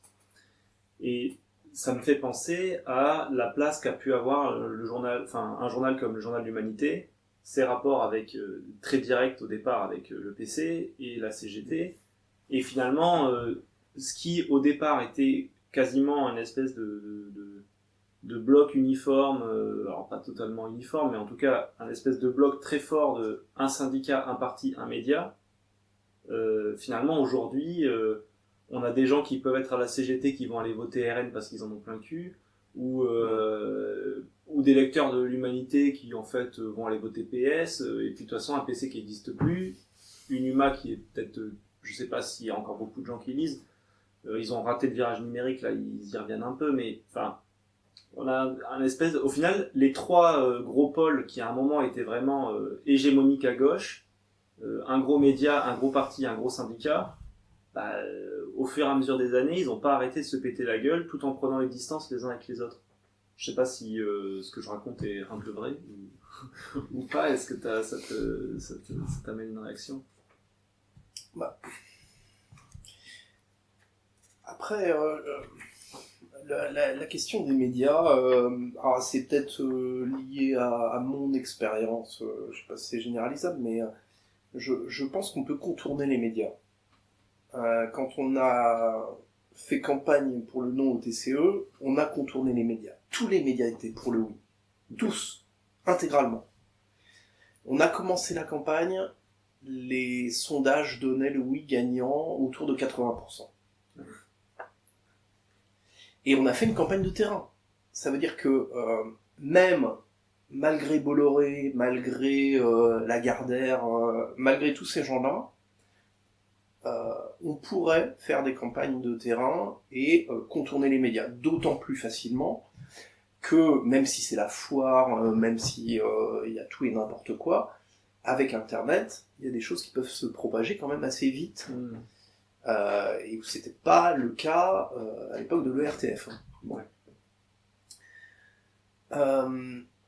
Et après, bon, c'est sûr qu'avoir un syndicat affilié à un parti, ça clarifie les choses. Et d'ailleurs, bon, c'est assez rigolo, hein, il y a des pays où ça existe toujours. Au Royaume-Uni, voilà, on a des syndicats qui sont adhérents du Parti travailliste. Ça choque personne. Mais même avec une indépendance de structure, je pense que ça n'empêche pas d'avoir des convergences sur des luttes, d'aller dans le même sens. Et d'ailleurs, voilà, le syndicat auquel j'appartiens à l'époque du TCE a clairement appelé à voter non. Bon. Donc, il y a des positionnements dans le champ politique des syndicats qui sont possibles. Donc, enfin, je suis pas nostalgique non plus, alors, peut-être parce que je l'ai pas connu vraiment, mais voilà, d'une époque où on avait ces trois grands pôles qui marchaient un peu la main dans la main. Bon, je pense qu'on peut faire autrement, et que voilà, c'est, enfin, le bloc médiatique auquel on fait face, en tout cas, est pas quelque chose de si solide que ça. Ok. J'ai deux petites questions qui vont revenir à quelque chose de plus personnel sur toi. Alors la première, c'est ça revient un petit peu à ce quand la présentation tu as faite ou qu'on a faite de toi, c'est que tu es essayiste, mais tu as gardé alors, pour des raisons que tu as expliquées, tu es aussi toujours tu travailles dans une collectivité territoriale. Donc tu as un pied finalement entre guillemets dans un monde du travail qui est pas en lien avec ton sujet on va dire ton sujet de recherche, donc les sujets sur lesquels tu écris finalement. Est-ce que ça joue pas sur, d'une part, est-ce que ça joue pas sur ta manière de penser les choses, qui fait que tu vas peut-être penser différemment de, par exemple, un Lordon qui est chercheur en sociologie et qui a peut-être ses œillères de chercheur, hein, et aussi son niveau de sociologique de chercheur, enfin, au niveau de classe sociale, puisqu'il est quand même plutôt, en tant que chercheur, plutôt dans les classes aisées, ce qui n'est pas ton cas. Ça, peut-être ça joue, et aussi sur la mode de pensée, parce qu'on disait que tu avais des approches plutôt eurosceptiques, alors que si on prend des chercheurs, on va dire, y compris à gauche radicale, qui ont un métier chercheur et qui, par leur métier chercheur, militent dans les sphères de la gauche radicale, eux vont être plutôt réticents à avoir des idées, on va dire, plus eurosceptiques, et voire même vont regarder peut-être des essayistes comme toi ou d'autres. Je pense pas forcément que à toi, mais il y a d'autres essayistes qui ont eux aussi plutôt eu un pied dans un monde de travail plus bas, on va dire, et qui se font des fois regarder de haut par des mandarins, on va dire, qui sont peut-être très radicaux dans leur positionnement politique, mais qui finalement gardent des biais un peu de bourgeois, je trouve, dans leur manière de faire leur travail intellectuel. Ouais, après, enfin, je travaille pas non plus à l'usine. Hein. Oui, oui, je veux dire, bien sûr, je bien sûr, suis, d'accord. je suis cadre dans une collectivité territoriale. Bon, mes collègues sont quand même plus des classes moyennes supérieures que des ouvriers. Hein. Bon, même s'il y a toujours des techniciens, bon. Après, le fait de continuer à travailler, plutôt que d'être uniquement chercheur, je pense que c'est quand même intéressant, ça garde un pied dans le réel. Alors, même si c'est pas parce qu'on est chercheur que on va pas faire ses courses, qu'on côtoie pas des gens normaux. Mais non, enfin moi là où j'essaye de pas me distinguer, mais travailler un peu différemment de certains grands intellectuels que j'apprécie beaucoup d'ailleurs, c'est que ayant pas mal ramé pour me mettre à niveau, et étant pas diplômé surdiplômé, j'essaye de retraduire les choses de façon compréhensible et accessible à un maximum de gens. Alors, évidemment, quand tu lis le diplôme, c'est déjà un public particulier, hein, c'est pas n'importe quelle partie de la population. Mais même, je pense qu'il faut rendre les choses, et c'est possible, il faut essayer de rendre les choses les plus compréhensibles possibles, et même des choses compliquées comme le marché du carbone ou comme la privatisation de l'énergie, enfin qui peuvent être des trucs mais absolument imbitables, on peut les rendre accessibles. Bon, en tout cas, enfin, si mon parcours personnel se ressent vraiment dans ma production, je pense que c'est là-dessus. C'est plus sur la façon d'essayer de faire comprendre ce que je raconte. Alors qu'il y a certains intellectuels où tu as l'impression que plus c'est inaccessible, plus ils sont heureux. Plus ils ont l'impression d'avoir fait une œuvre. Ça, bon, moi ça m'agace en fait. Alors après sur ce côté-là, parce que moi je pense à Jordan qui est un peu comme ça. Parfois Non, certains... non, Je voulais pas donner de nom. Non, je suis pas d'accord. Hein. En Parce plus, c'est quelqu'un que j'apprécie beaucoup. Il a un style très particulier, très riche. Mais il n'a pas le souhait de complexifier pour se la péter. Ouais, Voilà. Mais il y a des auteurs qui complexifient pour se la péter. Parce que lui, il dit que justement, en fait, il y a aussi que lui, il produit deux types d'ouvrages. Il produit des ouvrages destinés à la communauté scientifique, on va dire, des ouvrages pour les intellectuels et des ouvrages pour le grand public. Et du coup, je me rappelle qu'il avait, à une époque, il avait sorti un bouquin. Je me rappelle plus lequel, mais il était passé dans quelques médias. La journaliste lui pose cette question, quoi, pourquoi c'est compliqué quand on vous lit? Et il dit, bah, ce livre-là, il n'est pas tellement destiné au grand public, c'est plus pour mes collègues, quoi. Donc, du coup, c'est normal que ce soit très technique, très fin. Mais ok, ouais, je vois de quoi tu veux parler. Et ce que je voulais dire là-dessus, c'était aussi, disons, étant hors, finalement, en tout cas, en partie hors d'un cercle, disons, d'universitaires, finalement, c'est pas que l'histoire de, la manière avec laquelle les œuvres sont écrites, mais c'est plus de dire que eux, disons, il y a pas vraiment une frontière des fois entre leur sujet d'étude et leur militantisme. Oui. Alors que toi, c'est clairement le cas. Et peut-être que tu as plus de liberté sur ce que tu peux dire que d'autres, ou peut-être, notamment sur les questions européennes, disons, ils sont peut-être dans des laboratoires, avec des programmes européens, pas forcément dans le cadre de financement, hein, mais je te vois y venir là-dessus. Quoi. Non, mais c'est pas... Ah si, mais dans les labos, on est financé très souvent par même sans avoir le financement, de matos qu'on a qui est sans avoir le financement, qui a cette idée un petit peu idéaliste, quoi, finalement, sur l'Europe, quoi. Et que toi, étant complètement en dehors, même si tu as dit que c'est fonctionnaire catégorie A et que t'es pas à l'usine, tu peux forcément avoir une approche un peu différente, quoi. Oui, non, c'est vrai que il y a des milieux qui sont quand même très liés à certains types de financement et où aussi t'as la critique des pairs qui joue C'est énormément. C'est surtout ça. Mais dans le milieu universitaire, c'est Ouais. terrible. Ouais. T'es évalué par tes pairs et évidemment avec une grille de lecture qui est hyper réactionnaire.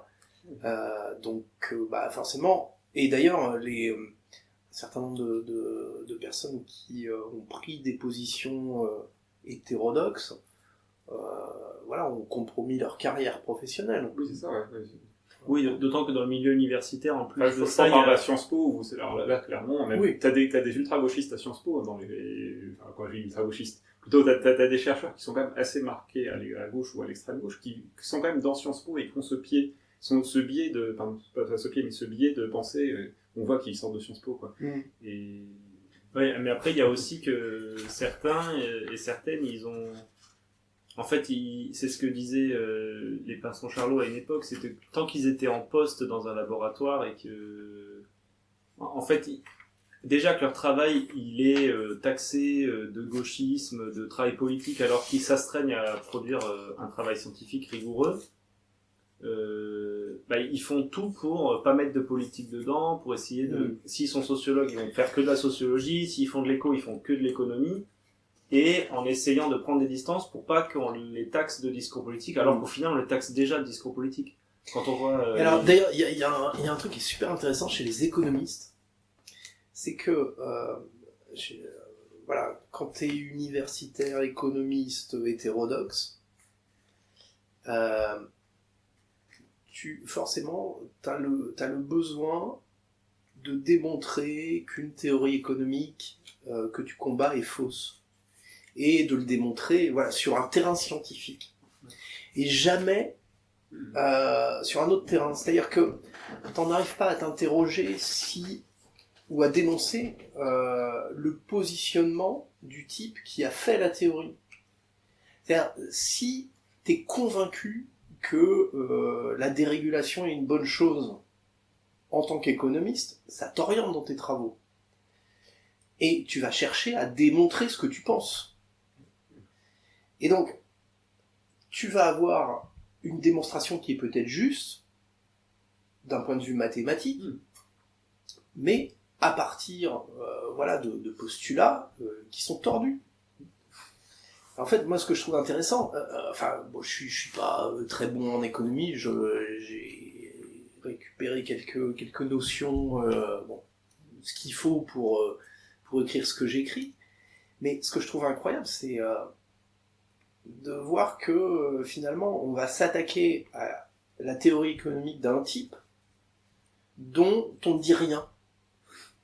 Le mec, on a l'impression qu'il sort de nulle part, qu'il a qui part d'une feuille blanche, et alors que le plus souvent c'est quelqu'un qui appartient à une classe sociale, qui a déjà des convictions et qui va avoir un parti pris au départ. Voilà. Et en fait, il y a un peu ce genre de biais dans les travaux universitaires, c'est-à-dire qu'on a des fois du mal à s'extraire de la démonstration théorique et à remonter finalement à l'idéologie qui est à l'origine. C'est clair. Et c'est d'autant plus... Je pense que c'est d'autant plus marqué qu'il y a cette espèce de double... il y a une espèce de deux poids, deux mesures où d'un côté, ceux qui sont tenants de l'idéologie dominante, eux, ils peuvent faire de l'idéologie dans leur papier, là où au contraire, ceux qui s'inscrivent plutôt en faux prennent toutes les précautions possibles pour qu'on leur dise... pour pas qu'on puisse leur dire qu'ils font de la politique, quoi. Alors qu'au final, le gars qu'ils essaient de démonter, lui, il est à fond il part de présupposer qu'ils sont complètement fallacieux pour construire des trucs qui tiennent la route sur des bases qui en fait n'existent pas, ou des choses comme ça, quoi. Mais ce qui est intéressant, c'est de voir, tu peux remonter à des questions qui sont purement philosophiques. C'est-à-dire que le fait de considérer que le privé marche mieux que le public, sur quoi ça se fonde ? Ça se fonde sur l'idée que le mec qui va investir son pognon va être plus combatif, va aller plus au bout, va être plus efficace que le secteur public qui va travailler avec l'argent de la communauté. C'est ça. Et les économistes libéraux, si tu remontes à l'origine, c'est ça. Et c'est quoi? C'est une conception d'être humain. C'est-à-dire, tu considères que c'est l'égoïsme qui fait que voilà, tu vas te botter le cul, et que le bien commun, ce que tu peux faire avec voilà, l'argent qui est mis en commun par la collectivité, ça sera moins efficace. Mais c'est totalement subjectif. Oui, complètement. Ouais. Et finalement, toutes les théories économiques, enfin des dizaines et des dizaines de livres, de centaines de pages, blindées de formules auxquelles tu comprends rien ou auxquelles je comprends rien, découlent de ça. Ouais, d'une projection de leur égoïsme, d'une conception sur de la l'humain, généralité, en fait. quoi. Ouais. Voilà. Donc c'est pour ça qu'il faut aussi relativiser un certain nombre de choses, notamment la place de l'économie, mais aussi en tant que militant, le temps qu'on peut passer à démonter certains trucs. Faut pas être trop scolaire, quoi. Ouais. Je peux poser la petite question qui tue là pour... Alors, parce que tu es, donc tu disais que donc t'as été issu finalement d'une démarche d'éducation populaire, finalement, avec le travail que tu as fait dans une organisation d'éducation populaire. Et nous, Ventre Presse, Nouvelle Radio du Site, on a été fondé sur l'idée de dézinguer la mairie en place à Poitiers, parce que tu es de Poitiers, on l'a pas dit au début, mais tu es de Poitiers comme nous. Comme tous les gens qu'on interviewe pour l'instant. Et comme tous les gens qu'on interviewe pour l'instant. Et donc, il y a je crois que c'est bientôt, les rencontres nationales de l'éducation populaire à Poitiers, là, parce que c'est la nouvelle mairie qui a lancé ce truc-là. Qu'est-ce que t'en penses? Qu'est-ce que ça t'inspire? Peut-être rien. Qu'est-ce que ça t'inspire? Toi qui viens de cette démarche-là, qu'est-ce que ça t'inspire? Ces gens qui ont, à mon avis, n'ont pas la même vision du monde que toi. Ouais, je pense qu'ils n'ont pas la même vision du monde que moi, effectivement, que on peut se retrouver sur le besoin de prendre en compte l'écologie, de végétaliser, bon. Mais en tout cas, sur les questions sociales, sur l'importance des services publics, sur les priorités d'une municipalité qui se dit de gauche, là, on va être clairement en désaccord. Je considère que fermer une crèche familiale ou une résidence senior, aucun mouvement qui se revendique de gauche doit faire ça, doit accepter de faire ça. Voilà, donc bon. C'est la nouvelle social-démocratie, quoi. Ça a été un peu galvaudé, un petit peu ce terme d'éducation populaire. Et ouais, sur l'éducation populaire, ça a toujours été galvaudé, très vite, en fait. C'est-à-dire que tout peut se revendiquer d'éducation populaire à partir du moment où tu fais un peu de débat, Et je pense que la vraie éducation populaire est forcément politique à partir du moment où c'est quoi sinon arriver à comprendre ensemble dans quel monde on vit, dans quel carcan on vit, et comment est-ce qu'on pourrait s'en débarrasser. L'éducation populaire, s'il n'y a pas un objectif d'émancipation, ça sert à rien. Enfin, c'est une supercherie. Et donc, effectivement, on a des mouvements d'éducation populaire pour tout et pour rien, qui vont se retrouver en conclave à Poitiers. Bon, c'est bien, mais je suis pas sûr qu'on y parle beaucoup de politique. D'ailleurs, je suis sûr qu'on n'y parle pas de politique, puisque j'ai un ami qui était aux dernières rencontres et qui est venu loger chez moi la dernière fois, comme quoi ça a quand même des avantages. Et bon, qui me racontait ce qui s'y est passé, et on ne parle pas de politique là-dedans. Bon, voilà. Et si Attaque se disait mouvement d'éducation populaire, c'était pour prendre le contre-pied de ça. Ouais, c'est-à-dire que là, dans ce qui va se passer à Poitiers, on va être assez loin de l'esprit de l'université populaire de Vincennes à l'époque où ça avait été mis en place. Oui, on est dans quelque chose de très institutionnel. Même limite management, quoi. C'est quand même. Oui, le management recycle des trucs de l'éducation populaire. Ouais. À d'autres fins, quoi. Bon, qu'est-ce que tu veux dire? Mais ouais. Bon, je sais pas si on n'a pas besoin de parler plus longtemps. Non. La mairie, nous, on le fait déjà assez souvent. Ouais. On va regarder ça pour nous. Puis là, ça fait déjà 1h45. Ouais, Donc c'est pas mal. Belle interview.